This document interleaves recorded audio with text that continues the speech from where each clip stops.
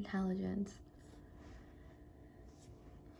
Elizabeth Lotus was a psychologist that influenced not only memory theory, but her work is also applied largely in criminal law. In fact, most of her memory research was done on legal eyewitnesses' testimonies. The main questions that she had was, how reliable is the human memory, and are eyewitnesses as credible as they appear to be? What was involved in her experiments was reconstructive memory, which refers to the idea that memory does not occur in a completely accurate form. Instead, it is a recollection of new and old information trying to reconstruct past events. What was also involved was conditioning with questions containing presuppositions, which is a condition that must be true for the question to make sense. An example of this would be, how fast was the red car going when it passed the stop sign? So we are assuming that the car is red and that it passed the stop sign.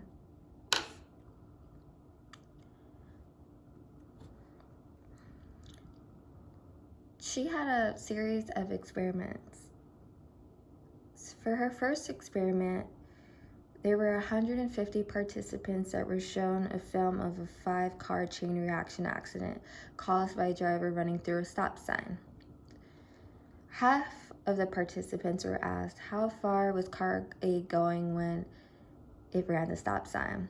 The other half were asked, how far was car A going when it turned right?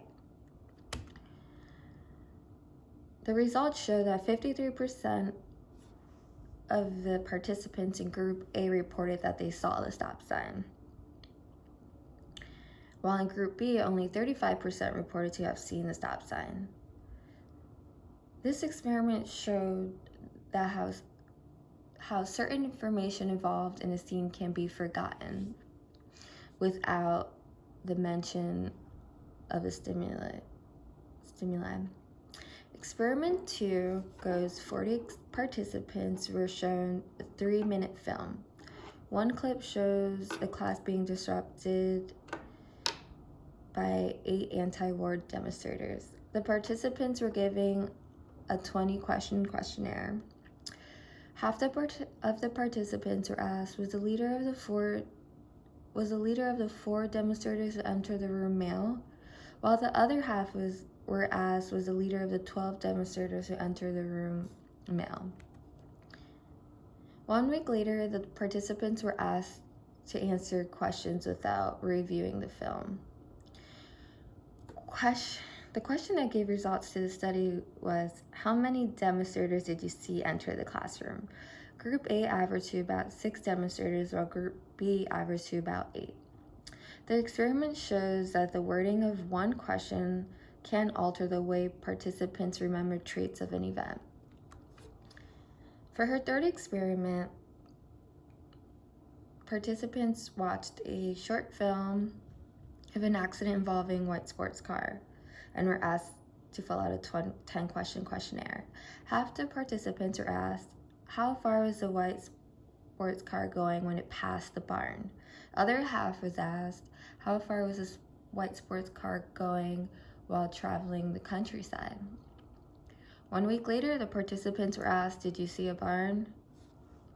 In Group A, 17% of the participants reported seeing a barn. Group B, 2% of the participants reported seeing a barn. This experiment showed that false presupposition inherited in a question can cause witnesses to reconstruct their memories to include objects that were not in fact there.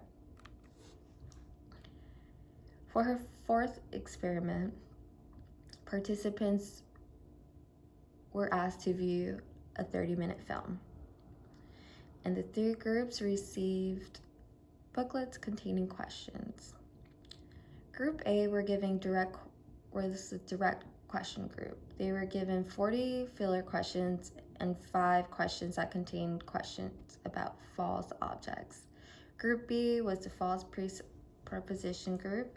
They were given 40 filler questions and 5 false preposition questions. Group C, the controlled group, received only filler questions. The results show, so 1 week later, the participants came in and answered 20 new questions. 5 were the same as to the direct question group the previous week. The results show that 15% of participants answered yes to direct questions. 29% of participants for the false preposition group answered yes to the same direct questions, while only 8% of the controlled group answered yes for these direct questions. This experiment demonstrates that memory reconstruction further and just the mere mention of an object can cause distorted memory. There was no direct criticism of Lotus' work. She's widely used in the criminal law field till this day. However, she did have criticism for the traditional existing memory processing theory. She argued that an accurate theory of memory must involve a reconstruction of new memory into the original memory process. This is the traditional memory theory that existed and her new reformed version of it.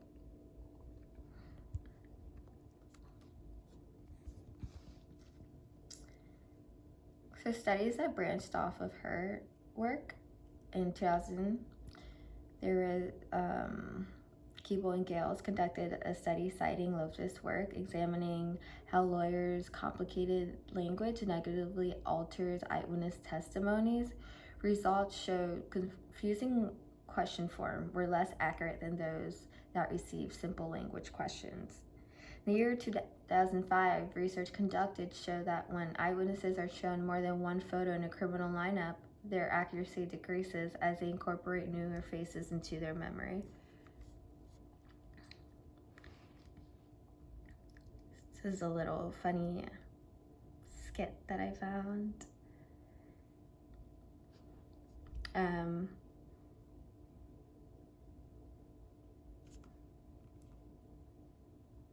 It basically shows a false presupposition of a question.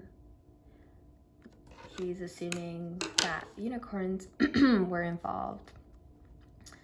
So my discussion points for you guys: has there ever been a time where you experienced an event with someone, and when you both reference a story, you find that some of the details are not accurate to your memory? What is an example of memory reconstruction?